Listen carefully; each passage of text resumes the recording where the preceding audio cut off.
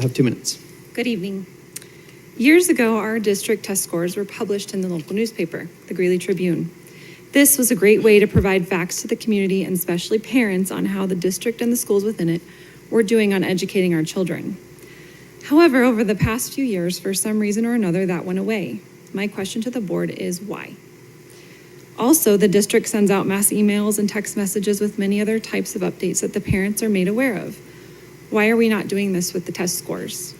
I believe we can do much better about being transparent and making sure our parents know when the test scores drop and where to find them. Without any notice from the district, I was made aware of the test scores this past week. What I found was disheartening and quite frankly embarrassing, considering my children both attend D6 schools. We speak upon fourth graders' results and this being a pivotal year for students, so I stuck with these scores. As for language arts, our state reported testing for fourth graders in 19 elementary schools. Of those schools, only 5 had any improvement in last year's scores. That means 14 of the remaining schools' fourth grade test scores dropped. 14 out of 19 dropped. As for math, the state reported testing for fourth graders in 15 elementary schools.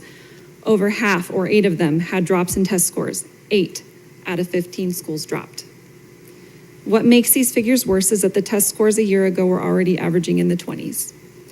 This board has quite grandiose plans of giving all students a pathway to becoming bilingual or ensuring all students are provided every career path possible, which are great.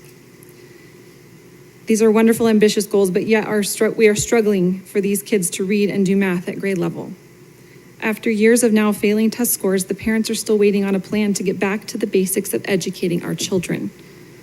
Step back and be honest with yourselves and this community. This district is failing our children, and something must be done now. It just gets really frustrating to get fingers pointed and to hear little tiny bits of information skewed to try to tell the district that they're failing. It's just really hard for me to sit here and stay quiet when we keep hearing these borderline lies. I don't really have a question right now, but I'm just kind of sitting here processing everything. And I do thank you for your presentation because there is a lot that goes in. As a teacher, I know the work that goes in for the teachers, for the planning, spending time with the kids one-on-one, grading, lesson planning. It's endless hours, and you cannot thank these teachers enough profusely for what they do. But when you have parents bringing statistics of factual data to the floor, I'm struggling, I guess, that we're calling them liars, and it's and the data that they're lying about, because we need to address not just the good, but also the bad and the ugly in our district. And so instead of discounting the parents and kicking them to the curb, maybe we should address some of the data. Ms. Sullivan, is there a question from Dr. Dattery? No, there isn't or is the question, question directed to us?